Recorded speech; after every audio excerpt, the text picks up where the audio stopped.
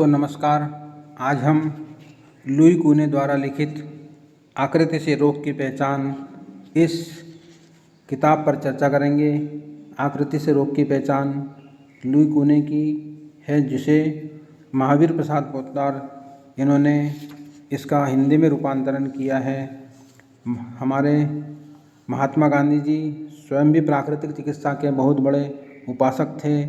वे भी लुई कूने की इस चिकित्सा पद्धति को जानते थे और अपने बच्चों का इलाज पेट पर पट्टी रख के एनीमा लगाकर किया करते थे। वे बताते थे कि सारी बीमारियों की जड़ पेट होता है। पेट में ज्वर होने पर शरीर से गर्मी, बाहरी अंगों पर फोड़े फुंसी, सूजन, अन्य प्रकार के रोग प्रकट होते हैं। वही गर्मी बाहर निकल कर सारे शरीर को गर्म कर देती है। जल चिकित्सा पर लुई कूने से पहले एक लेखक की जल चिकित्सा नामक एक बहुत पुरानी पुस्तक है, पर लुई कूने के पहले किसी ने रोगों की एकता पर इतना जोर नहीं दिया था और न यह बतलाया था कि सारी बीमारियों की जड़ पेट है, अपच है।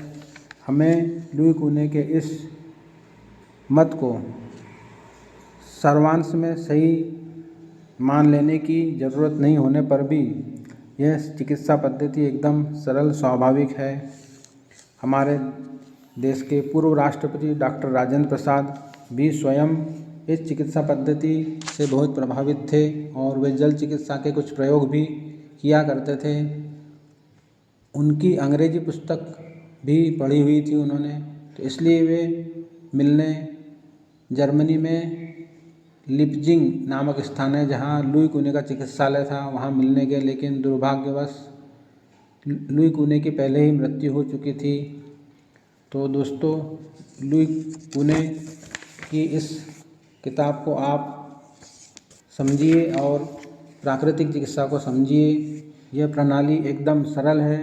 किसी भी प्रकार के सहायता के बिना भी केवल पुस्तक पढ़कर अपना उपचार किया जा सकता है। हजारों लोगों ने ऐसा किया है। उपचार के साधन सर्वत्र उपलब्ध है। वही 5 तत्व है: मिट्टी, पानी, धूप, हवा, आकाश, जिनसे शरीर की रचना हुई है, और इन्हीं तत्वों को उपयोग करके आप अपने रोग को मिटा सकते हैं। इसमें रोग जड़ से आराम होता है। इसमें ऐसा नहीं होता है कि एक दवा दब गया रोग और दूसरा रोग नया शुरू हो गया। इसमें जल्दी आराम होता है, कोई खर्चा नहीं है, चीर फाड़ की ज़रूरत नहीं होती है, गंदी जहरीली दवाएं पेट में नहीं डालनी पड़ती। रोगी हमेशा के लिए एक सही जीवन पद्धति सीख जाता है। व्यक्ति में दूसरे के साधारण रोगों का उपचार करने लायक ज्ञान और साहस आ जाता है। चिकित्सा काल में भी रोगी को खाट नहीं पकड़नी पड़ती है। आराम होने पर शीघ्र ही वह अपने सब कर्तव्य पूरे करने लगता है। इस चिकित्सा में मन में शांति और शरीर में स्फूर्ति बढ़ती है।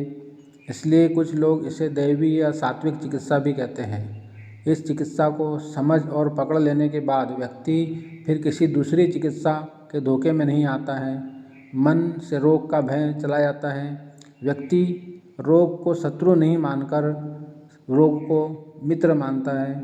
वह रोगों की विभिन्नता के जाल से निकलकर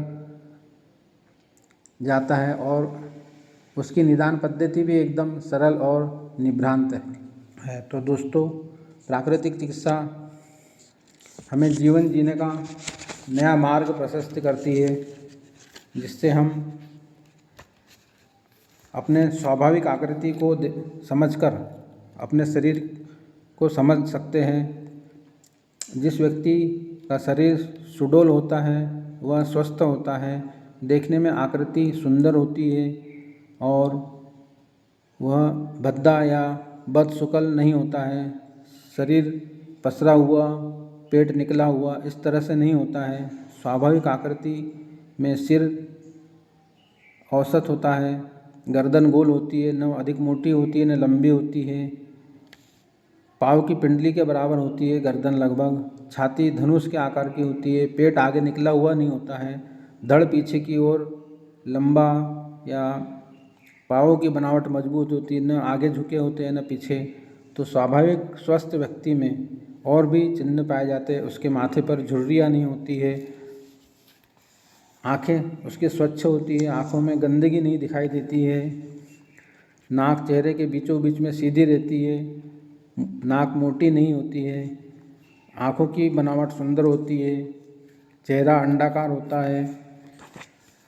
इस तरह से आप एक स्वस्थ मनुष्य को देख सकते हैं। लेकिन वही जब शरीर बेडौल होता है तो उसका पेट निकला हुआ होता है, सिर पर भी